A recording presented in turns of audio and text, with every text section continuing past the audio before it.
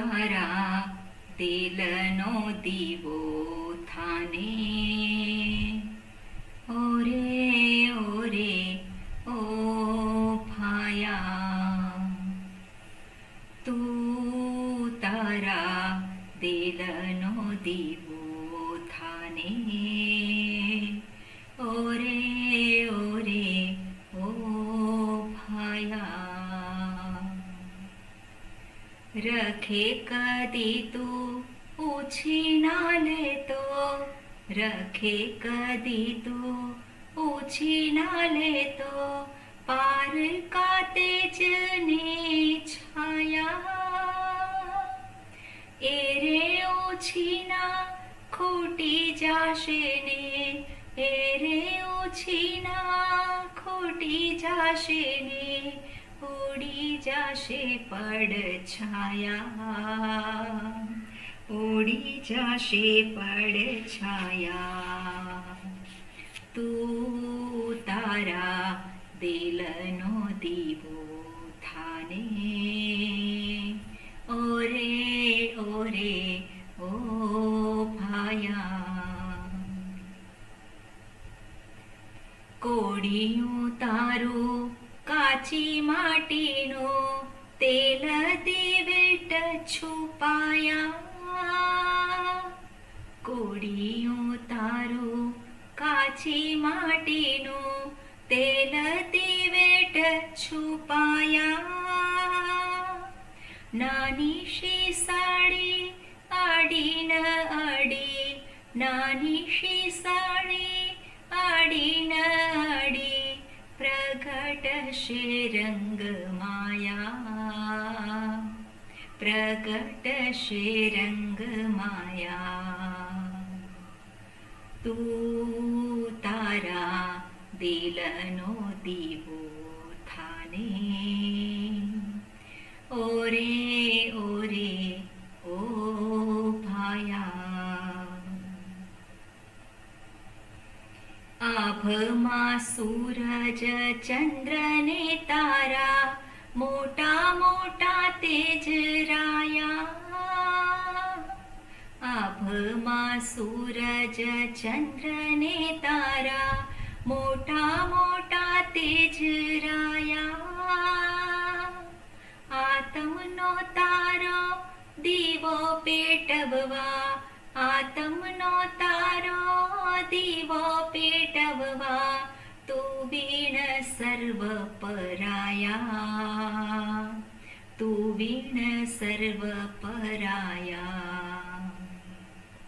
તું તારા દિલનો દીવો થાને. ઓરે ઓરે ઓ ભાયા, તું તારા દિલનો દીવો થાને. ઓરે ઓરે ઓ ભાયા. ઓમ હરિ ઓમ શ્રી ગુરુભ્યો નમઃ. હરિ ઓમ. ઓમ સહના ભવતો સહનૌ ભુનક્તો સહ વીર્યં કરવાવહૈ, તેજસ્વિનાવધીતમસ્તુ મા વિદ્વિષાવહૈ.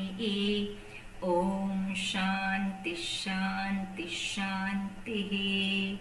શંકરં શંકરાચાર્યં કેશવં બાદરાયણં, સૂત્રભાષ્યકૃતૌ વંદે ભગવन्तौ પુનઃ પુનઃ. ઈશ્વરો ગુરુરાત્મેતિ મૂર્તિભેદવિભાગિને, વ્યોમવદ્વ્યાપ્તદેહાય દક્ષિણામૂર્તયે નમઃ. દયાકરં દયાકારં દાન્तं ધર્મપ્રવર્તકં, પ્रणमामि दयानन्दं मदाचार्यवरं परम्.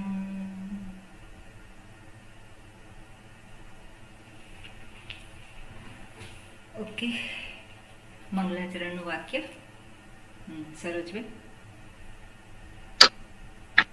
ઓમ નમો ભગવતે વૈવસ્વતાય મૃત્યુ મૃત્યવે બ્રહ્મ વિદ્યાચાર્યાય ત્યવે મૃત્યવે બ્રહ્મ વિદ્યાચાર્યાય નચિકેતસે ચ.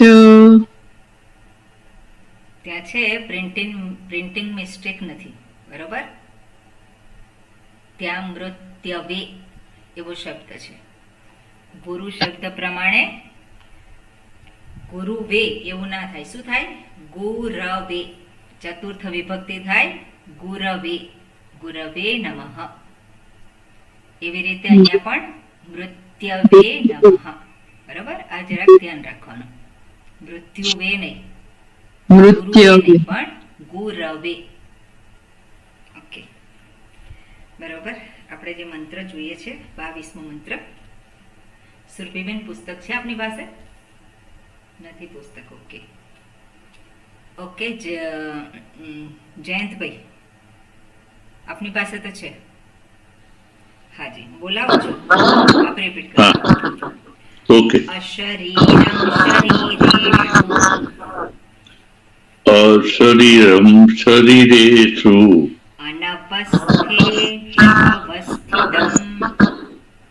અનવસ્થે અનવસ્થિતમ મહાંતમ વિભુમાત્માનમ મહાંતમ વિભુમાત્માનમ મત્વા ધીરો ન શોચતી મત્વા ધીરો ન શોચતી. Very good. ઓકે, આ મંત્ર છે. એમાં વાત કરી છે પહેલા આત્મ સ્વરૂપનો જે ટોપિક ચાલી રહ્યો છે પહેલી લાઈનમાં એનું જ નિરૂપણ આગળ કરે છે અને પછી એનું ફળ શું પ્રાપ્ત થાય છે એની વાત કરે છે. શેને માટે આત્મ સ્વરૂપને જાણવું જરૂરી છે. એટલે એ કહે છે અશરીરમ શરીરેષુ અનવસ્થેષુ અવસ્થિતમ. બરોબર, બે વાક્ય છે. અશરીરમ શરીરેષુ. શરીરેષુ અર્થાત સપ્તમી વિભક્તિ બહુવચન. બરાબર. શરીરેષુ બધા શરીરોમાં. બધા એટલે મીન્સ શરીરોમાં. શરીરોમાં એ કોણ છે? અશરીરમ. શું છે? અશરીરમ શરીરેષુ. અને અનવસ્થેષુ. અનવસ્થેષુ સપ્તમી વિભક્તિ. અનવસ્થેષુ અવસ્થ અનવસ્થ એટલે અવસ્થા અને અવસ્થા ન હોવી એ. જેની અવસ્થા, જેની સ્થિતિ નથી, એટલે અનવસ્થેષુ અવસ્થિતમ. જે કેવું છે? જેની સ્થિતિ છે, જે ખૂબ સારી રીતે રહેલું છે. અનિત્યમાં એ કોણ છે? નિત્ય છે, જેનો ક્યારેય પણ નાશ થતો નથી. એ જ રીતે શરીરો જે છે એમાં એ અશરીર છે. શરીરનો નાશ થાય છે, શરીરમાં વિકાર આવે છે, પણ હું વિકારી થતો નથી. હુંમાં કોઈ પરિવર્તનને સ્થાન નથી. અને આવું જે જાણે છે, આત્મ સ્વરૂપને જાણે છે. કઈ રીતે જાણ્યું છે? તો અત્યાર સુધી જે અહીંયા યમરાજાએ દર્શાવ્યું એમાં શું છે? જે હું નથી એનો નિષેધ કર્યો. શાસ્ત્ર કઈ રીતે દર્શાવે સત્યને? જે નથી એનો નિષેધ કરે અને ત્યાં જે રહી જાય છે એ હું છું. એટલે શરીરને હું ગણું છું, માટે શરીરનો ત્યાં નિષેધ કરે છે. અવસ્થાઓને હું ગણું છું, અવસ્થાઓનો અનુભવ કરું છે, એને હું ગણું છું. એટલે શાસ્ત્ર શું કરે છે? અવસ્થાઓનો નિષેધ કરે છે. એટલે બધું નિષેધ કર્યા પછી જે રહે છે એ સ્વત સિદ્ધ છે. એને સિદ્ધ કરવા માટે કોઈની આવશ્યકતા નથી. પોતે જ કેવું છે? જે છે જ. એટલે હું કેવો છું? હું છું જ, હંમેશા છું જ. એને હોવા માટે બીજા કોઈની આવશ્યકતા નથી. એની હાજરી કોણ પ્રગટ કરે છે? પોતે જ પ્રગટ કરે છે. એટલા માટે આપણામાં જે શબ્દાર્થ છે કે ભગવાન કેવા છે? સ્વયંભૂ છે. સ્વયંભૂ ભગવાન છે. તો સ્વયંભૂ એટલે શું? સ્વયં ભવતી ઇતિ સ્વયંભૂ, જે પોતે જ પ્રગટ થયા છે, એટલે જેનું નિર્માણ કરવામાં આવ્યું નથી. એટલે ઘણી બધી વખત આપણે જોઈએ છે કે બધા મંદિરો, અને એ મંદિરોમાં શું કે આ સ્વયંભૂ લિંગ છે. એનો અર્થ શું છે? કે જગ્યાએ ખાડો કર્યો, કંઈક ખોદ્યું અથવા તો કંઈક કરતા હતા કામ, અને ત્યાં જે શિવલિંગ હતું એ પ્રાપ્ત થયું. એટલે એને શું કહેવાય? સ્વયંભૂ. અને એ ઘણા બધા મંદિરોની પાછળ એવી દંતકથાઓ, તો કથાઓ ને બધું એવું હોય કે સ્વપ્ન આવ્યું પેલી વ્યક્તિને, પેલા પૂજારીને, અને અમુક જગ્યાએ ખોદ્યું અને પછી ત્યાંથી ભગવાન પ્રગટ થયા. એટલે એને શું કે? સ્વયંભૂ છે. તો સ્વયંભૂ એટલે શું છે? જેનું નિર્માણ કરવામાં આવ્યું નથી. એટલે આ હું છે, અહીંયા આત્મતત્વના સંદર્ભમાં વાત કરે છે, હુંના સંદર્ભમાં વાત કરે છે. તો હુંનું નિર્માણ થયેલું નથી. હુંને પ્રગટ કરવા માટે કોઈ બીજાની જરૂર નથી. એ કેવો છે? પ્રગટ જ છે. ક્યારે પ્રગટ છે? આ શરીર છે ત્યારે પણ પ્રગટ છે, આ શરીર ન હોય ત્યારે પણ હું તો છું જ. બરાબર ને? હું તો છું જ. ગમે તે બધા વિકારો જે છે ક્યાં છે? વિકારો બધા આ શરીરમાં છે. હુંમાં કોઈ વિકાર નથી. હુંની કઈ અવસ્થા છે? કઈ અવસ્થા હુંની?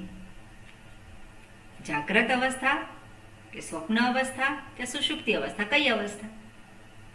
એની પોતાની કોઈ અવસ્થા નથી. એ બાળપણમાં છે, એની બાળપણ બાલ્ય અવસ્થા છે કે યૌવન અવસ્થા છે કે વૃદ્ધાવસ્થા છે? હુંની કઈ અવસ્થા છે? અત્યારે કઈ અવસ્થા છે હુંની? હુંની અત્યારે કઈ અવસ્થા છે? એની કોઈ અવસ્થા ક્યારેય છે? હુંની અવસ્થા જ નથી માતાજી. એની કોઈ અવસ્થા ક્યારેય નથી. બરોબર ને? એટલે હુંને આપણે કઈ રીતે જોવાનો છે? આ અવસ્થાઓને નિવૃત્ત કરવાની છે. હું બોલતાની સાથે જે બીજો એક વિશેષ જે જોડાઈ જાય છે, એ વિશેષને શું કરે છે? અહીંયા શાસ્ત્ર દૂર કરે છે. હુંની સાથે જે જોડાઈ જાય એને નિવૃત્ત કરવાનું, અને ત્યાં જે હું છે એ આપણને પ્રાપ્ત થાય છે. એ કોણ છે? એ જે મારે જોઈએ છે એ જ હું છે. જેવો હું મને જોવા માંગુ છું એવો જ હું ત્યાં પ્રાપ્ત થાય છે. હું મને કેવો જોવા માંગુ છું? એટલા માટે તત્વબોધમાં શરૂઆતમાં એક ચર્ચા આવે છે કે આ જગતને જાણવું અને હુંને જાણવું, એ બંનેમાં ભેદ છે. જગતને જાણવું, વ્યક્તિને જગતને જાણવાની ઈચ્છા થાય, પણ જગતને જાણીને એવું બનવાની ઈચ્છા નથી. જગતને જાણીને એવું બનવાની ઈચ્છા નથી, પણ હુંને જાણીને એવું બનવાની ઈચ્છા છે. એટલે જગતને જાણ્યું. સ્વામીજી સરસ ઉદાહરણ આપતા હોય કે કોઈ દિવસ પેલો ગધેડો જોયો ના હોય અને કોઈક બતાવે કે આ ગધેડો છે, તો એ ગધેડાને જાણ્યો, પણ એવી બનવાની ઈચ્છા છે? એવી બનવાની ઈચ્છા નથી. એટલા માટે જગતનું જ્ઞાન જે છે માત્ર બુદ્ધિસ્થ છે. માત્ર શું છે? બુદ્ધિમાં જ, બુદ્ધિને આધારે પ્રાપ્ત થનારું અને બુદ્ધિગત છે. પણ હું એ બુદ્ધિને આધારે પ્રાપ્ત થાય છે? હું એ બુદ્ધિને આધારે પ્રાપ્ત થતો નથી. હું જે આપણે જે અનુભવ સિદ્ધ હું જે ગણી લીધો છે એ હું મને સ્વીકાર્ય નથી. જે અલ્પતા જે અનુભવાય છે એ અલ્પતા મને સ્વીકાર્ય નથી. અને અલ્પતા સ્વીકાર્ય નથી કેમ? કારણ કે આ પેલા હું ક્યાં બેસી ગયો છે? શરીરમાં બેસી ગયો છે, ઇન્દ્રિયોમાં બેસી ગયો છે, અને એટલે એ અલ્પતા જે છે એ મને જોઈતી નથી. એટલે પૂર્ણતા માટેની સતત પ્રવૃત્તિ છે મારી. પૂર્ણ થવા માટેની સતત પ્રવૃત્તિ છે. અને એ પૂર્ણતા કઈ રીતે પ્રાપ્ત થાય? તો શાસ્ત્ર કહે છે તું પૂર્ણ છે. પૂર્ણ બનવાનું નથી, પણ તું પૂર્ણ છે. એટલે જાણીને મારે એવું બનવું છે કે નથી બનવું? આપણે પહેલા વાત કરી, જગતને જાણીને એવું બનવાની ઈચ્છા મને નથી, પણ હુંને જાણીને મારે એવું મારી જાતને જોવાની ઈચ્છા છે કે નહીં? એટલે એવું બનવાની ઈચ્છા એટલે શું છે? જાણું અને મારું કામ થઈ ગયું. બરાબર? અહમ પૂર્ણ. અહમ પૂર્ણ એ જાણી લીધું પછી શું જરૂરી છે? કંઈ કરવાની આવશ્યકતા છે ખરી? હું પૂર્ણ છું. પૂર્ણ છું પછી કંઈ બાકી નથી રહેતું. અને એ સ્વરૂપ છે. અને એ સ્વરૂપ છે, એ સ્વરૂપને જાણવાની પદ્ધતિ કઈ છે? તો જે સ્વરૂપ નથી એની નિવૃત્તિ. બરોબર? આ વસ્તુ આપણને સ્પષ્ટ હોવી જોઈએ. એટલા માટે હું વારંવાર આ કહેતી હોઉં છું. જે હું નથી એનું શું કરવાનું છે? વારંવાર એની નિવૃત્તિ કરવાની છે. અને એટલા માટે અહીંયા વારંવાર શાસ્ત્ર પણ આપણને એ વસ્તુ દર્શાવતા હોય છે. વિરોધાભાસી શબ્દોનો પ્રયોગ કરી અને એની નિવૃત્તિ કરે છે. મહાનતમ વિભુમ આત્માનમ. આત્મા કેવો છે? તો કે મહાનતમ. મહાનતમ એટલે મહત, અને પછી મહાનતમ એટલે મહાન છે. આત્મા મહાન છે. કેવો છે? વિભુ છે. વિભુ છે એટલે વિવિધ રૂપેણ ભાતિ. અનેક રૂપે એ ભાસે છે, અનેક રૂપે પ્રગટ થાય છે, અનેક રૂપે દેખાય છે, અનેક રૂપે અનુભવાય છે. બરોબર? હવે આપણે જોઈએ, અનેક રૂપે દેખાય છે, અનેક રૂપે ભાસે છે, અનેક રૂપે અનુભવાય છે. હવે જે દેખાય છે, અનુભવાય છે, જે ભાસે છે, એ બધું જ ઇન્દ્રિયોનો વિષય બને છે. બરાબર ને? એ બધું જ શું છે? અનુભવાય છે, તો એ મનનો વિષય છે. અર્થાત હુંનું સ્વરૂપ જે છે, જે પૂર્ણ સ્વરૂપ છે, એ જ આ જગત રૂપે જાણે કે પ્રગટ થાય છે. એ જ આ જગત રૂપે પ્રગટ થાય છે. અને જગતમાં કેટલું છે? તો કે અનેક છે, વિવિધતા છે. અને વિવિધતા છે એટલા માટે વિભુહુ. એ જ હુંની શું છે? બધી વિભૂતિ છે. અને એટલા માટે મહાનતમ વિભુમ આત્માનમ મત્વા ધીરઃ ન શોચતી. મત્વા એટલે જ્ઞાત્વા, જાણીને. ધીરઃ ન શોચતી એટલે ધીર પુરુષ શોક કરતો નથી. બરાબર? આ મંત્રનો સામાન્ય અર્થ થયો. ઓકે, એમાં સંસ્કૃત જોઈએ તો અશરીરમ પ્રાતિપદિક શું હશે? અશરીર. અશરીર. અને નપુંસકલિંગ શબ્દ છે. પ્રથમા વિભક્તિ એકવચન. શરીર જે નપુંસક લિંગ શબ્દ છે. અશરીરમ શરીરેષુ. શરીરેષુ તો પ્રાતિપદિક શું છે? શરીર. શરીર એટલે શરીરમ જે છે નપુંસકલિંગ. શરીરેષુ સપ્તમી વિભક્તિ બહુવચન. બરાબર? બહુવચન. અને પછી છે શરીરેષુ શ્વન. શરીરેશ્વન. તો શરીરેષુ પછી અ આવે છે. અનવસ્થેષુ તો ત્યાં શ્વ થયો છે. ત્યાં કઈ સંધિ થઈ છે? શરીરેષુ ઉ અને પછી અનવસ્થેષુ. અયાવ સંધિ. એટલે યકાર હોય હમણાં. હા, યણ સંધિ. યણ સંધિ થઈ. અયાવ સંધિ હોય તો આપણે યાદ રાખવાનું ત્યાં યકાર હોય જ. હા, યાણ સંધિ. યકાર કે વકાર હોય અહીંયા દેખાય છે. બરોબર? વકાર વ યણ છે સંધિ. પણ અહીંયા યણ એચહ અયવાયાવહ. એચ છે આગળ, એચ નથી આગળ. બરોબર? આગળ શું છે? ઉ. ઉ છે. ઉ છે એટલે શું આવશે? ઇકહ યણ અચી હ. ઇકમાં આવે કે યણ, નહીં? યણ. ઉ. ટૂંકમાં આવશે.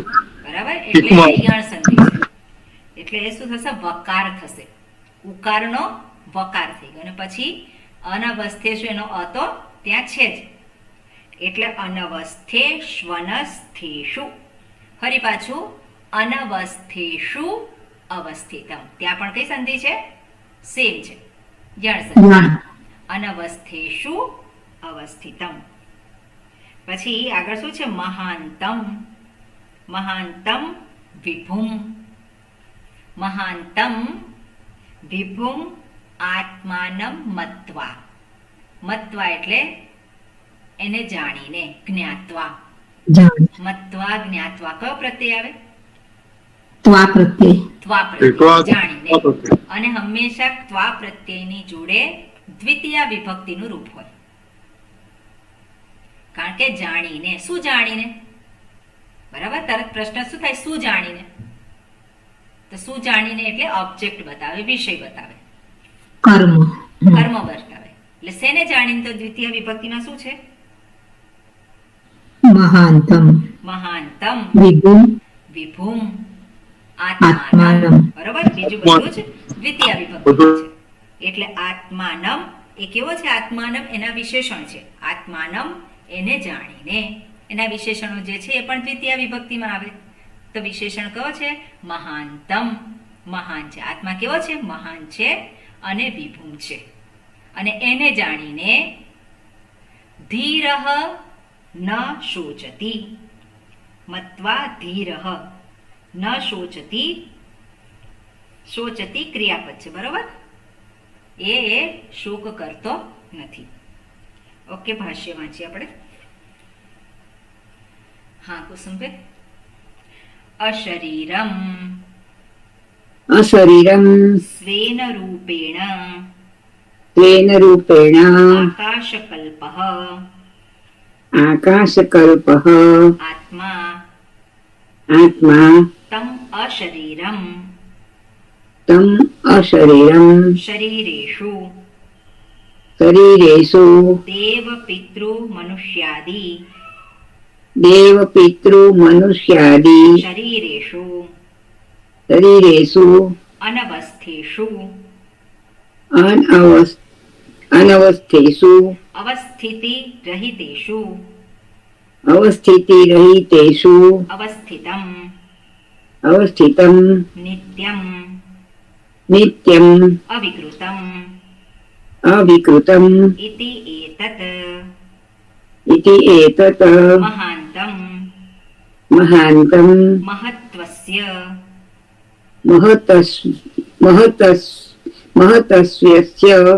મહત્વસ્ય આપેક્ષિકત્વ આપેક્ષિકત્વ શંકાયામ શંકાયામ આહ આહ વિભુમ વ્યાપિનમ વિભુમ વ્યાપિનમ આત્માનમ આત્માનમ આત્મગ્રહણમ આત્મગ્રહણમ સ્વતઃ સ્વતઃ અનન્યત્વ પ્રદર્શનાર્થમ અનન્યત્વ પ્રદર્શનાર્થમ આત્મશબ્દઃ આત્મશબ્દઃ પ્રત્યગાત્મ વિષયઃ પ્રત્યગાત્મ વિષયઃ એવ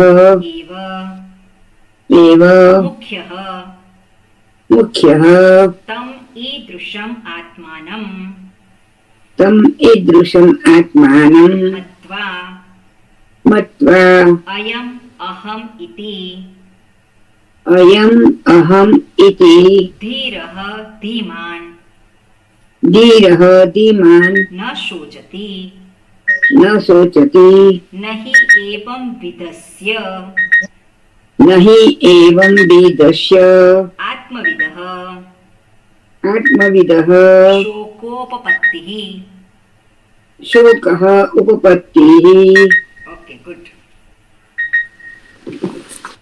અહીંયા શું કહે છે આખા મંત્રનો આપણે અર્થ જોઈએ મંત્રમાં શું છે અશરીરમ એ શબ્દને દર્શાવતા શું કહે છે અશરીરમ શબ્દનો ભગવાન ભાષ્યકાર અર્થ કરે છે. શું છે અશરીરમ એટલે સ્વેન રૂપેણ આકાશકલ્પ આત્મા. સ્વેન રૂપેણ આકાશકલ્પ આત્મા તમ અશરીરમ. બરાબર, અશરીરમ કોને કહ્યું છે? આને અશરીર કહ્યું છે. કોને અશરીર કહ્યું છે? તો કે આત્માને. સ્વેન રૂપેણ આકાશકલ્પ આત્મા.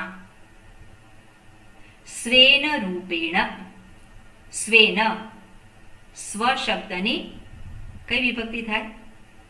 તૃતીય વિભક્તિ એક વચન. તૃતીય વિભક્તિ. તૃતીય. સ્વેન રૂપેણ. સ્વેન રૂપેણ ઘણી બધી વખત આપણે જોઈએ છે તૃતીય વિભક્તિ પ્રકાર બતાવે, આ રીતે રીત બતાવે. બરાબર, રીત કે પ્રકાર. સ્વેન રૂપેણ, રૂપેણ એ પણ તૃતીય વિભક્તિ છે, અર્થાત સ્વ એટલે પોતે. સ્વ એટલે શું છે? પોતે. પોતાના રૂપે જ. શું થાય? પોતે પોતાના તરીકે જ. સ્વેન રૂપેણ. સ્વેન રૂપેણ શું છે? આકાશકલ્પ. પોતે જ કેવો છે? પોતાનું રૂપ કેવું છે? કઈ રીતનો છે? તો કે આકાશકલ્પ. આકાશકલ્પ એટલે આકાશ સદૃશ. આકાશ અને આત્મા એ બંનેનું સાદૃશ્ય. સાદૃશ્ય એટલે સમાનતા શાસ્ત્ર દર્શાવતું હોય છે. આત્મા કેવો છે? તો કે આકાશ સમાન છે. પછી જોઈએ આગળ. એટલે આકાશકલ્પ આત્મા. આત્મા કેવો છે? હું કેવો છે?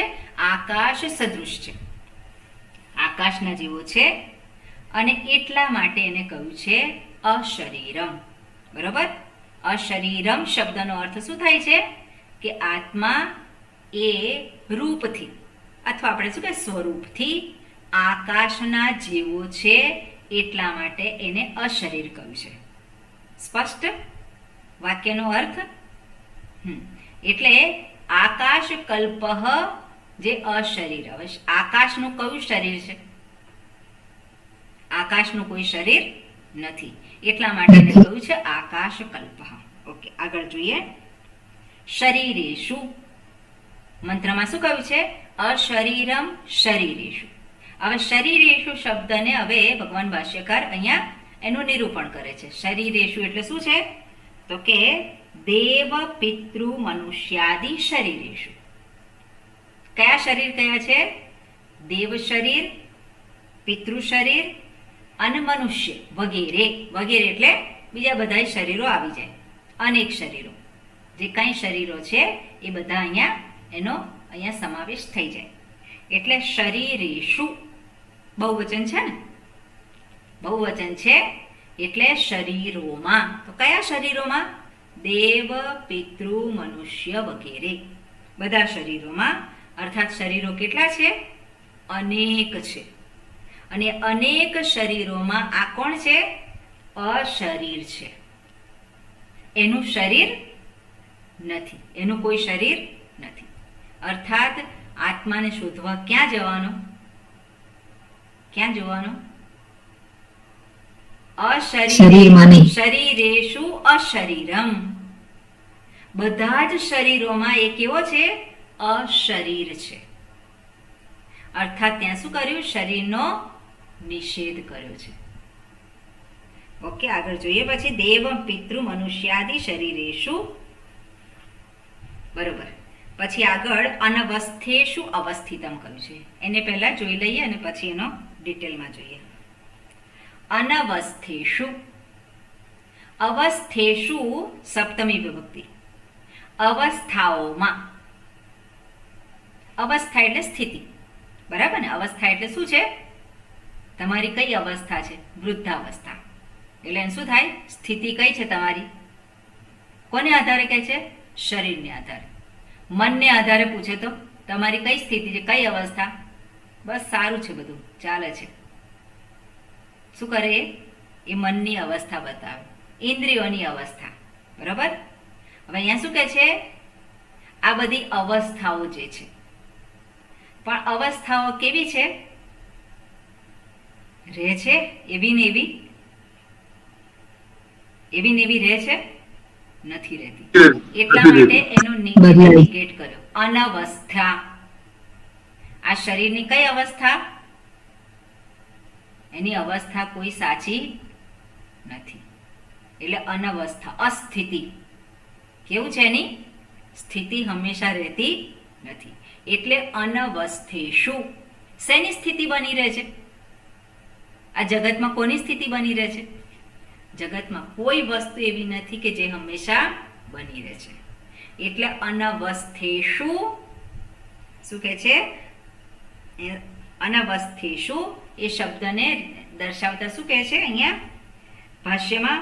અવસ્થિતિ રહિતેષુ, અવસ્થિત રહિશેષુ, એટલે અવસ્થાઓથી રહિત. અવસ્થેષુ રહિતસ્ય. હવે અવસ્થેષુ એટલે અહીંયા આપણે જેની કોઈ અવસ્થા નથી, જેની કોઈ અવસ્થા નથી. અવસ્થેષુ, અવસ્થિતિ રહિતેષુ એટલે અવસ્થા રહિતનું, એટલે હું જે છે એની કોઈ અવસ્થા નથી. હવે અહીંયા ભગવાન ભાષ્યકાર જે છે અવસ્થિતિ રહિતેષુ અવસ્થિતમ, આપણે એક રીતે એનો અર્થ જોયો, પણ અહીંયા જે સંદર્ભ જે દર્શાવે છે શંકરાચાર્યજી, આપણે શું જોયું કે જગતમાં કોઈ પણ વસ્તુ સ્થિર રહેતી નથી, બધું અનવસ્થા છે, બધું કોઈની સ્થિતિ સ્થિર નથી, અને એમાં જે છે સ્થિર છે. હવે બીજી રીતે એને જોઈ શકાય, અનવસ્થેષુ અવસ્થિતમ. અવસ્થા જાગ્રત, સ્વપ્ન અને સુષુપ્તિ, બરાબર? એ અવસ્થા. અને એ જે અવસ્થિતિ રહિતેષુ, જેની આ અવસ્થા નથી. રહિતેષુ એટલે શું છે? જેની આ અવસ્થા નથી. તો કોની અવસ્થા નથી? હુંની કોઈ અવસ્થા નથી, એટલે અવસ્થા શું? રહિતેષુ અવસ્થિતમ, જે કેવું છે? હંમેશા રહેલું છે. આ જે કંઈ દેખાય છે બધું એની કોઈ સ્થિતિ નથી. સ્વપ્ન જે અવસ્થાઓ આપણે કહે છે જાગ્રત, સ્વપ્ન, સુષુપ્તિ, એની પણ કોઈ અવસ્થા નથી. એટલે એ અવસ્થા જેની અવસ્થાઓ નથી એની અંદર એ પોતે કેવો છે? અવસ્થિત, એટલે કે છે. એટલે અનિત્યમાં એ કેવો છે? નિત્ય. અને એની સ્થિતિ બદલાતી નથી, અર્થાત એમાં કોઈ પણ પ્રકારનું પરિવર્તન આવતું નથી. પરિવર્તન જ્યાં પણ આવે છે શેમાં આવે છે? એ બધું જ અનવસ્થિત છે, બધું જ અનિત્ય છે, બધું જ વિકારી છે. ઓકે, એટલે આ પ્રમાણે એટલે શું કહે છે? નિત્યમ અવિકૃતમ ઇતિ એતત. એટલે આત્મ સ્વરૂપ કેવું છે? નિત્યમ, હંમેશા છે જ. કેવું છે? અવિકૃતમ, જેમાં કોઈ પણ પ્રકારનો વિકાર આવતો નથી.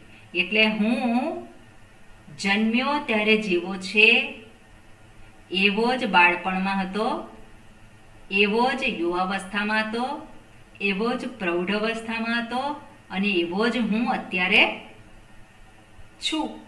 બરાબર? એટલે હુંમાં કયું પરિવર્તન આવ્યું છે? હુંમાં કોઈ પ્રકારનું પરિવર્તન નથી. એટલે જેમાં પરિવર્તન આવે છે એ બધામાં જેમાં પરિવર્તન નથી આવતું એ ત્યાં જ છે. શરીરોમાં એ અશરીરી છે. એટલે એનો અર્થ શું થાય? એની ઉપલબ્ધિ ક્યાં થાય? એની પ્રાપ્તિ ક્યાં થાય? જ્યાં શરીર છે ત્યાં જ એની પ્રાપ્તિ થાય. જ્યાં બધી અવસ્થાઓ બધું અનિત્ય છે ત્યાં જ નિત્ય છે. બરોબર? જ્યાં અનિત્ય છે બધું ત્યાં જ નિત્ય છે. ઓકે, એટલે અહીંયા કહ્યું છે અશરીરમ. આપણે જોઈએ પહેલેથી, અશરીરમ સ્વેન રૂપેણ આકાશકલ્પ જે કહ્યું છે. હવે આકાશકલ્પ એટલે આકાશ સદૃશ.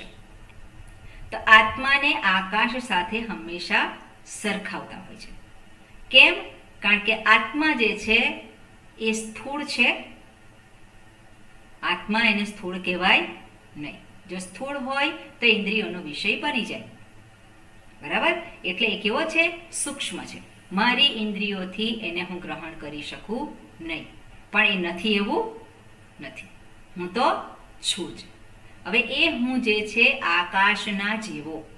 તો આકાશ પણ કેવું છે? સૂક્ષ્મ છે. આકાશ સૂક્ષ્મ છે. સૌથી વધારે સૂક્ષ્મ જે હોય તો એ આકાશ છે. હવે સૂક્ષ્મતા કેવી રીતે નક્કી થાય? તો વ્યાપકતાને આધારે સૂક્ષ્મતા નક્કી કરે. વ્યાપકતાને આધારે સૂક્ષ્મતા નક્કી થાય. હવે આપણે જોઈએ પંચમહાભૂત છે, એમાં સૌથી વધારે સૂક્ષ્મ આકાશને ગણવામાં આવે છે. સૌથી વધારે સ્થૂળ જે હોય તો શું છે? પૃથ્વી. પૃથ્વી. એનાથી જેને આપણે એમાં 5 ગુણ રહેલા છે. પૃથ્વીમાં 5 ગુણ તત્વ બધું આવતું હતું કે દરેક મહાભૂત છે એનો પોતાનો એક આગવો ગુણ છે. પણ પૃથ્વી જે છે એનો પોતાનો આગવો ગુણ ગંધ છે. પણ સાથે સાથે બીજા 4 જે મહાભૂત છે એના પણ ગુણ એ રહેલા છે. એટલે પૃથ્વી તત્વમાં ગંધ છે, રસ તત્વ છે, અગ્નિ તત્વ છે, એમાં એને શું કહેવાય? જલ. ગુણ આપણે લઈએ. જલ. ઓકે, પૃથ્વીને એટલે ગુણને આધારે જોવાનું છે. જોઈએ તો આકાશનો ગુણ શબ્દ છે, વાયુનો ગુણ સ્પર્શ છે, અગ્નિનો ગુણ રૂપ છે, રસનો ગુણ સ્વાદ છે. રસનો ગુણ શું છે? ટેસ્ટ. અને પૃથ્વીનો ગુણ ગંધ છે. હવે જેમાં સૌથી વધારે ગુણ રહેલા હોય એ સ્થૂળ કહેવાય. પૃથ્વીમાં આ 5 ગુણો રહેલા છે. પૃથ્વી જે છે એનો પોતાનો ગુણ છે ગંધ, એનો રસ, એનો ટેસ્ટ એટલે સ્વાદ એનો છે કે નહીં? એનો સ્વાદ છે. એનું રૂપ છે. બરાબર? પછી એનો આપણે શું કહીએ? બીજું શું રહ્યું? સ્પર્શ. એનો સ્પર્શ કરી શકીએ છીએ. અને એનો અવાજ પણ ત્યાં છે, શબ્દ પણ ત્યાં છે. એટલે પૃથ્વીમાં 5 ગુણો રહેલા છે. અને એ પૃથ્વી જે છે સૌથી વધારે સ્થૂળ છે. એને જોઈ શકીએ છીએ, એને બધું કરી શકીએ છીએ આપણે. એના પછી આવે છે પાણી. તો પાણીનો એનો પોતાનો ગુણ રસ છે, ટેસ્ટ, રસ છે. કોઈકને તાવ આવ્યો હોય અને જીભ સુકાઈ ગઈ હોય તે શું કે? મને કંઈ સ્વાદની ખબર પડતી નથી. એટલે પેલો રસ જે શું છે? જે સ્વાદનું ભાન કરાવે છે. એટલે રસ જે છે આપણે કહીએ કે પાણીનો પોતાનો ગુણ જે રસ છે એ એનો છે. અને આગળના જે 3 જે મહાભૂત છે એ કયા છે? અગ્નિ, વાયુ અને આકાશ. તો પાણીનું રૂપ છે કે નહીં? પાણીનું રૂપ આપણે જોઈ શકીએ છીએ. એમાં એનો સ્પર્શ કરી શકીએ કે નહીં? પાણીનો સ્પર્શ થઈ શકે છે એટલે સ્પર્શ ગુણ છે. અને પાણી ક્યાં છે? તો કે આકાશમાં છે. બરાબર? અને આકાશનો જે શબ્દ, તો શબ્દ છે કે નહીં પાણીમાં? પાણી વહેતું હોય તો ત્યાં શબ્દ છે કે નહીં? એ શબ્દ પણ છે. એ જ રીતે જોઈએ તો અગ્નિ જે છે, તો અગ્નિમાં કયા ગુણ છે? તો અગ્નિનો પોતાનો ગુણ જે છે તેજ અથવા તો રૂપ. તેજ અથવા તો રૂપ. તો રૂપ પોતાનો એક ગુણ છે. અને સાથે સાથે એની અંદર સ્પર્શ. આપણે સ્પર્શ કરી શકીએ કે નહીં? એની હાજરી આપણે અનુભવી શકીએ. અને એટલે સ્પર્શ ગુણ છે અને શબ્દ ગુણ પણ છે. વાયુ છે એનો પોતાનો આગવો ગુણ કયો છે? સ્પર્શ છે. એટલે સ્પર્શ અને શબ્દ બંને વાયુમાં રહેલા છે. અને આકાશમાં કયો ગુણ છે? તો કે આકાશમાં માત્ર શબ્દ. શબ્દ ગુણ છે. એટલે આપણે જોઈએ તો પૃથ્વી છે એને આપણે જોઈ શકીએ છીએ, એનો સ્પર્શ કરી શકીએ છીએ, એને આપણે એનો ટેસ્ટ કરી શકીએ છીએ, બરાબર? અને એ ક્યાં છે? તો કે આકાશમાં છે. અને એની ગંધ પણ આપણે ગ્રહણ કરી શકીએ છીએ. પણ એનાથી જે એની પૂર્વે સૂક્ષ્મ અવસ્થા, જે વ્યાપકતાના અર્થે આપણે જોઈએ તો પાણી આવે. તો પાણી જે છે એ પૃથ્વી કરતાં વધારે વ્યાપક કહેવાય. પૃથ્વી કરતાં એ વધારે વ્યાપક છે. કઈ રીતે આપણે જોઈએ? તો કે એમાં પાણીમાં પૃથ્વીનો ગુણ નથી. પાણીમાં પૃથ્વીનો ગુણ નથી. પાણીમાં આપણને પૃથ્વીનો ગુણ લાગે. ક્યારે લાગે? પેલો ગંધ. જ્યારે પાણીમાં પૃથ્વી તત્વ ઉમેરાયેલું હોય ત્યારે એ પાણીમાં ગંધનો અનુભવ થાય. પણ પાણીમાં જે શુદ્ધ પાણી હોય તેની કોઈ ગંધ હોય નહીં, બરાબર ને? એટલે આપણે જોઈએ પાણી ગંધાય છે કે નથી ગંધાતું? પાણી જો ગંધાતું હોય એમાં એટલે એનો અર્થ છે કે પૃથ્વી તત્વ એમાં ઉમેરાયેલું છે.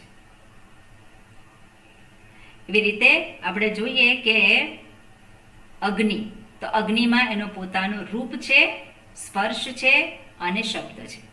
અગ્નિમાં પાણી તત્વ જે રસ છે એ રસ તત્વ નથી. અગ્નિની કોઈ ગંધ નથી. એ જ રીતે આપણે જોઈએ કે વાયુ, તો વાયુમાં આપણે જોઈએ તો વાયુ જે છે એનું રૂપ છે ખરું? જ્યાં સુધી રૂપ હોય ત્યાં સુધી એને હું આ ચક્ષુરેન્દ્રિયથી ગ્રહણ કરી શકું. તો ચક્ષુરેન્દ્રિયથી ગ્રહણ શું થાય છે?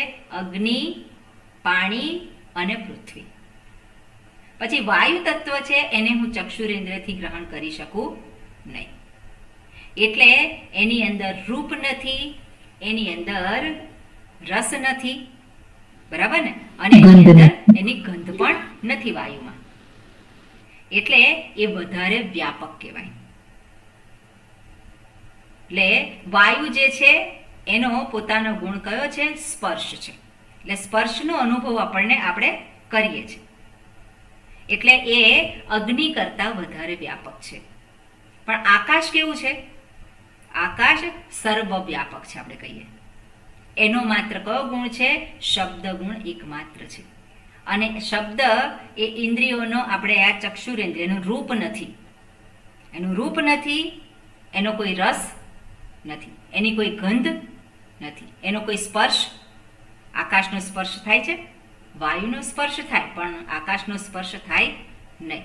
એટલે જેટલા ઓછા ગુણ એટલી એની વ્યાપકતા વધારે. એટલે સૌથી ઓછા ગુણ જે છે એ આકાશમાં છે. અને આકાશને આપણે કઈ રીતે ગણીએ છીએ? બધું જ આકાશમાં છે. એટલે બધું જ આકાશમાં છે. તો આકાશમાં વાયુ આવી જાય, એમાં અગ્નિ આવી જાય, એમાં પાણી પણ આવી જાય અને પૃથ્વી પણ આવી જાય. બધું શું છે? આકાશમાં છે. અને એ આકાશ કેવું છે? તો કે સર્વવ્યાપક છે. બધાને જ આવરી લે છે, બધાને સમાવી લે છે. એ આકાશ છે. અને આકાશ કેટલા છે? આકાશ કેટલા એક છે? જ. એક છે. બરોબર? આકાશ બે હોઈ શકે નહીં. આમ તો વાયુ જે છે એ પણ એક છે, બધા જે પંચમહાભૂત છે બધા એક એક છે. પણ આકાશ જે છે જે બધાનો સમાવેશ કરી લે છે, એ કેવું છે? માત્ર એક જ છે. અને એક જ છે કેવું છે? એ સર્વવ્યાપક અને એમાં કોઈ ગુણો નથી. એનો માત્ર એક શબ્દ ગુણ છે, એ જ છે. એટલે આકાશ, જો આકાશ તત્વ ના હોય તો શબ્દ ગ્રહણ કરી શકીએ નહીં. એટલા માટે આપણે જોઈએ કે આપણો જે કાન જે છે, જે શ્રોત્રેન્દ્રિય છે, એ શબ્દને ગ્રહણ કરી શકે છે. કેમ? કારણ કે આ શ્રોત્રેન્દ્રિય જ્યાં સ્થિત છે ત્યાંની પાછળ શું છે? અહીંયા ખાલી જગ્યા છે પાછળ. એટલે ત્યાં શું છે? એ ખાલી જગ્યા એટલે સ્પેસ, આકાશ. અને એટલા માટે એ શબ્દને ગ્રહણ કરી શકે છે. કોઈકને શરદી થઈ હોય, સાઇનસ થયો હોય, અને આપણે જોઈ શકીએ છીએ કે એને સાંભળવાનું ઓછું થઈ જાય. કેમ? કારણ કે આ ખાલી જગ્યા છે અહીંયા એ ભરાઈ જાય. એ શું છે? સાઇનસથી આ પેલી ખાલી જગ્યા છે એ ભરાઈ જતી હોય અને પરિણામે શું થાય? એ શબ્દ એ સાંભળી શકે નહીં. એટલે શરદી થઈ હોય બહુ તો શું થાય? એને સાંભળવાની તકલીફ થાય. એટલે શું છે? આ આકાશ તત્વ અહીંયા ઓછું થઈ ગયું અને એટલા માટે સાંભળવાની તકલીફ છે એને. એટલે આપણે અહીંયા જોઈએ છે આત્માને આકાશ કલ્પઃ, આકાશ સદૃશ કહ્યું છે. કેમ? કારણ કે આકાશ જે છે એ સર્વવ્યાપક છે. પણ અહીંયા એક ધ્યાન રાખવાનું કે આકાશ સદૃશ છે પણ આકાશની ઉત્પત્તિ થયેલી છે. બરાબર? આકાશની ઉત્પત્તિ થયેલી છે જ્યારે આત્માની ઉત્પત્તિ થયેલી નથી, હુંની ઉત્પત્તિ થયેલી નથી. એટલે સદૃશ સમાનતા છે પણ એકની ઉત્પત્તિ થયેલી છે અને હુંની ઉત્પત્તિ થયેલી નથી. એ આપણે અહીંયા એ ભેદ સ્પષ્ટ રાખવાનો. એટલે જ્યારે પણ આત્મતત્વના સંદર્ભમાં જ્યારે પણ કહેવામાં આવે આકાશ સદૃશ, એટલે આકાશની જેમ, પણ આકાશની જેમ એની ઉત્પત્તિ થયેલી છે એવું ગણાય નહીં. બરોબર? ત્યાં દર્શાવવાનું એટલું જ છે, એની અંદર કોઈ પણ પ્રકારના ગુણ નથી. કેવું છે? સર્વવ્યાપક છે. એટલા માટે અહીંયા આકાશ કલ્પઃ એવું કહેવામાં આવે છે. અને આકાશ કલ્પઃ આત્મા તમ અશરીરમ, જે આકાશ છે એનું કયું શરીર છે? એનું કોઈ શરીર નથી, પણ બધા જ શરીરોનો સમાવેશ એ કરે છે. બધા જ શરીરો ક્યાં છે? આકાશમાં છે. આકાશ ન હોય તો શરીર હોય? કોઈ શરીર ના હોઈ શકે. જગ્યા હોય, આપણે કહેતા હોય કે વસ્તી વધે છે, વસ્તી વધે છે, પણ વસ્તી વધે છે પણ જગ્યા ઓછી પડે છે ખરી? જેટલા હોય એટલા બધાય આપણે કયા ક્યારે વસ્તી વધારો પણ બધા જ સમય જાય છે. કેમ? આ આકાશ કેવું છે? સર્વવ્યાપક છે, જે બધાને જ સમાવી લે છે. એ જ રીતે આપણે છે કે આત્મા જે છે, આત્મા કેવો છે? તો કે હું, આત્મા એટલે કે હું સર્વવ્યાપક છે, જે સર્વને સમાવી લે છે. ક્યાં છે? બધા જ શરીરોમાં. એ અશરીરી છે. એની ઉપલબ્ધિ ક્યાં થાય? શરીરમાં જ થાય. કેમ આવું કહે છે શ્રુતિ? કારણ કે શરીર જે છે એ ઉપલબ્ધિ સ્થાન છે. ક્યાં શોધવા જવાનું આત્માને? બહાર જવાનું? આ શરીર છોડીને કયા શરીરને પકડવાનું? આ શરીરને છોડવાનું છે, પણ ઓળખવાનું છે કોણ? હું અશરીર છું. એટલે આ જ શરીરમાં એ પ્રાપ્ત થાય છે.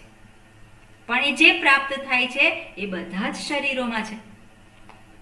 અહીં જે છે અશરીરી આત્મા, જે હું, જે પ્રાપ્ત થાય છે એ જ બધા શરીરોમાં પણ એ જ પ્રાપ્ત થાય છે. એટલે હું કેટલા છે? હું તો એક જ છે. સર્વ શરીરોમાં કઈ રીતે પ્રગટ થાય છે? હું રૂપે. અને એ હું એક જ છે. એટલે બધા જ શરીરોમાં એ કેવો છે? અશરીર છે, અશરીરી. કે એટલે અશરીરમ શરીરેષુ અને અનવસ્થ્યેષુ અવસ્થિતમ. એટલે એ શું કે છે? કે અનવસ્થિ રહિતેષુ અવસ્થિતમ. ફરી પાછું આ થશે. એટલે એ કે છે અવિકૃતમ, નિત્યમ અવિકૃતમ. એ અવિકારી છે. એમાં ક્યારેય પણ કોઈ પ્રકારનો વિકાર અર્થાત પરિવર્તન સંભવિત નથી.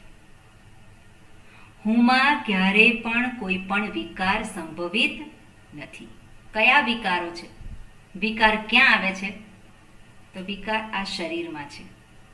રોગ થાય એટલે શું કહીએ આપણે? શરીરમાં વિકાર થયો.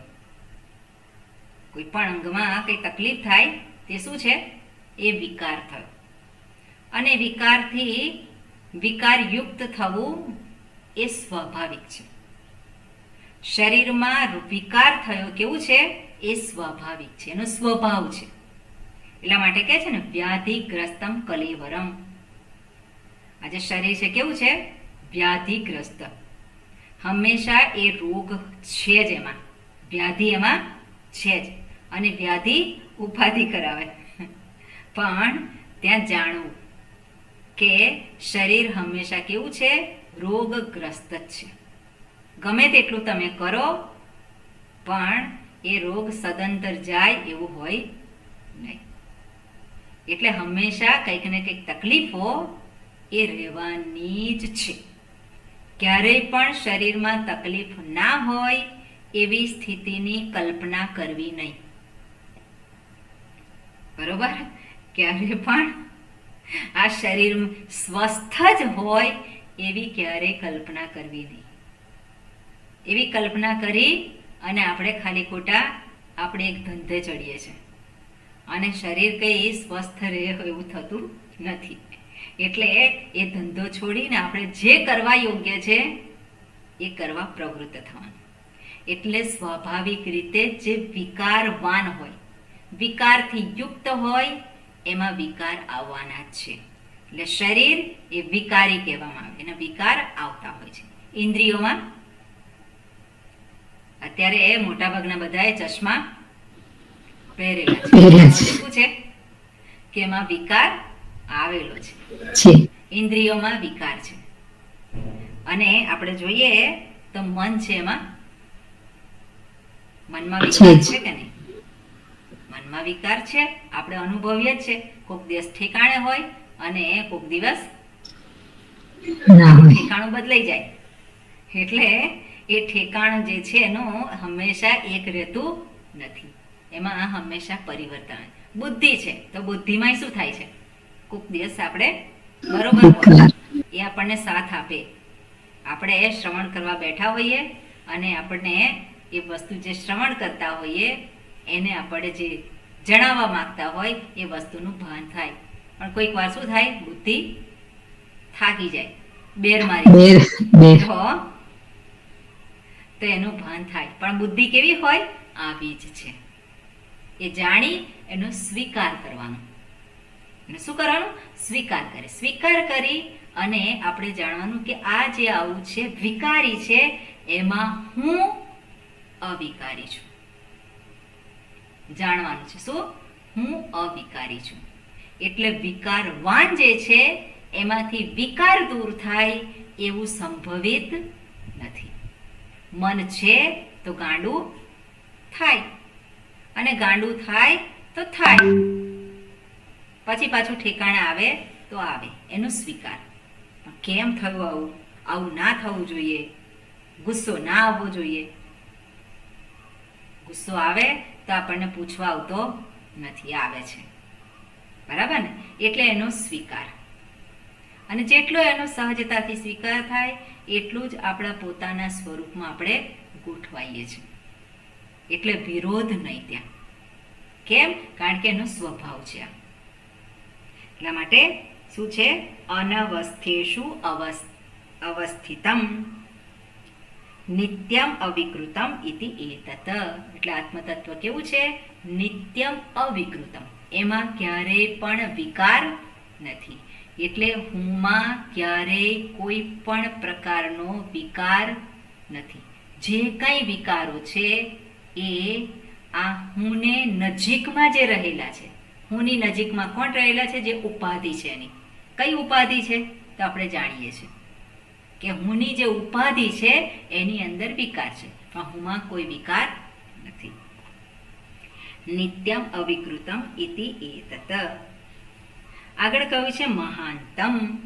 મહાનતમ શબ્દનો અર્થ થાય છે મહાન. મહાન એટલે જે બૃહદ. કહ્યું છે બૃહદ રૂપમ. આ બૃહદ રૂપમ એટલે શું છે? બૃહદ શબ્દનો અર્થ થાય છે મોટું. કેટલું મોટું? મોટું. કેટલું? એને કોઈ નામ નથી આપ્યું, પણ બૃહદ વિશેષણ હોય સામાન્ય રીતે, પણ એને જ નામ તરીકે ગણ્યું. એટલે કે એ મોટું છે. કેટલું મોટું? અમાપ છે. અમાપ છે, જેનું કોઈ માપ તમે કાઢી શકો નહીં. ક્યાં છે? દેશને આધારે સર્વવ્યાપક છે, બધે જ છે. સમયને આધારે એ નિત્ય છે, સર્વકાળે છે. વસ્તુને આધારે એ સર્વમાં છે, સર્વત્ર છે. બરોબર? એટલે એ જે વસ્તુ જે છે ને શું કહેવાય? મહાન કહેવાય. બધું આપણે જોવા જઈએ તો કોઈક એક એક જગ્યાએ હોય. આ જગ્યા જે આપણે કહે છે આકાશમાં બધું છે, તો આકાશમાં કોઈ કોઈ જગ્યાએ છે ને બધી વસ્તુઓ. આકાશ કેવું છે? સર્વવ્યાપક છે, એમાં બધી વસ્તુઓ છે. પણ આકાશનું તો સર્જન થયું છે, હુંનું સર્જન થયું નથી. એટલે અહીંયા જે કહે છે કે મહાનતમ, મહાનતમ એટલે એ મહત છે, એ મોટું છે, જેનું કોઈ માપ નથી. હવે મહાનતમ કયું? તો જે મહાન વસ્તુઓ તો ઘણી છે. અહીંયા શંકા એક થઈ શકે કે મહાન વસ્તુઓ તો આપણે ઘણી જોઈએ છે, એક માત્ર હું જ મહાન છું એવું નથી. મહાન હિમાલય મહાન છે. આપણે કહીએ ને કે હિમાલય કેવો છે? મહાન છે. સૂર્ય કેવો છે? મહાન છે. ચંદ્ર કેવો છે? મહાન છે. બધી મહાન વસ્તુઓ ઘણી બધી છે જગતમાં, અને એમાંની એક વસ્તુ આત્મા મહાન છે એવું કહી શકીએ આપણે. ઘણી બધી વસ્તુ મહાન છે, એની અંદર આત્મા પણ એક મહાન છે. ઘણી બધી વસ્તુ મહાન જે છે આપણે કહીએ, પણ એ ઘણી બધી વસ્તુઓનું સ્થાન છે કે નહીં? એનું સ્થાન છે. એનો સમય છે કે નહીં? ઘણી બધી વસ્તુઓ છે, એનો સમય છે. ધારો કે હિમાલય, તો હિમાલયનો સમય છે કે નહીં? કોઈક સમયે હિમાલયની ઉત્પત્તિ થઈ. ક્યારે થઈ? જ્વાળામુખી ફાટ્યો અને પછી એની ઉત્પત્તિ થઈ. એટલે શું કહીએ? તો એની ઉત્પત્તિ થયેલી છે કે નહીં? એટલે જે મહાન કહેવામાં આવે છે કોઈક જગ્યાથી મર્યાદિત છે.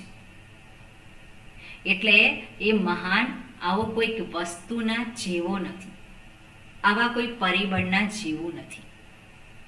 એટલે એને દર્શાવવા માટે એ જે છે એને એમાંથી, આ મર્યાદામાંથી મુક્ત રાખવા માટે બીજા શબ્દનો પ્રયોગ કરે છે, વિભૂમ. વિભૂમ એટલે શું છે? વિવિધ રૂપેણ ભાતિ, અનેક રૂપે પ્રગટ થયેલ છે. એ કેવો છે? મહાન છે અને વિભુ છે. વિવિધ એટલે વિવિધ રૂપે એ પ્રગટ થયું છે. આ વિવિધ રૂપે પ્રગટ થયું છે. કયું રૂપ છે એનું પોતાનું? એનું પોતાનું કોઈ રૂપ નથી, પણ બધા રૂપે, બધા અનેક રૂપે એ પ્રગટ થયેલો છે. એનો અર્થ શું છે? એને સ્થાનની મર્યાદા નથી.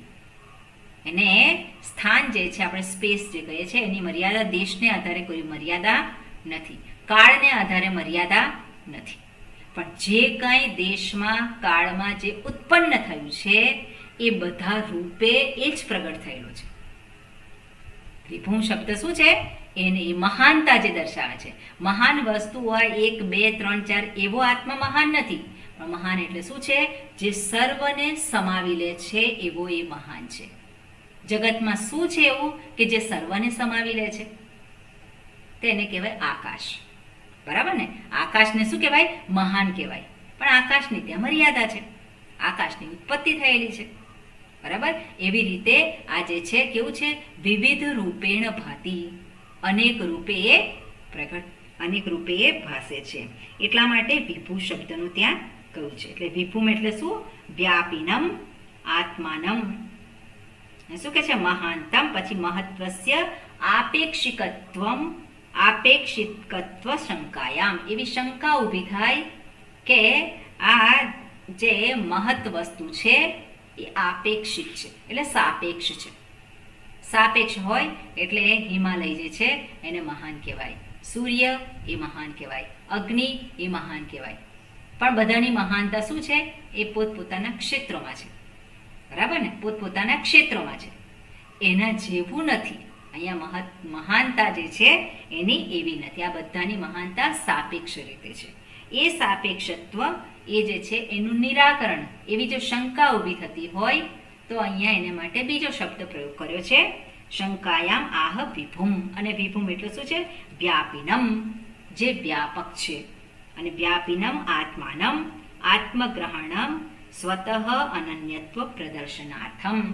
જે સર્વવ્યાપક છે એ ક્યાં હોય? જે સર્વવ્યાપક હોય એ સર્વત્ર હોય, અને સર્વત્ર હોય એટલે અહીંયા હોય કે નહીં? એટલે આ જે શરીર જે છે એમાં પણ એ વ્યાપીને રહેલો છે. એટલા માટે અશરીરમ અશરીરમ આ શરીરમાં પણ રહેલો છે.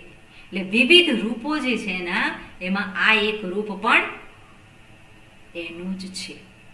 એટલા માટે અહીંયા વિભુ શબ્દ પ્રયોગ કરેલો છે. ઓકે, વિશેષ આપણે નેક્સ્ટ ટાઈમ જોઈશું. ઓમ પૂર્ણમદઃ પૂર્ણમિદં પૂર્ણાત પૂર્ણમુદચ્યતે પૂર્ણસ્ય પૂર્ણમાદાય પૂર્ણમેવાવશિષ્યતે. ઓમ શાંતિ શાંતિ શાંતિ. હરિ ઓમ શ્રી ગુરુભ્યો નમઃ. હરિ ઓમ.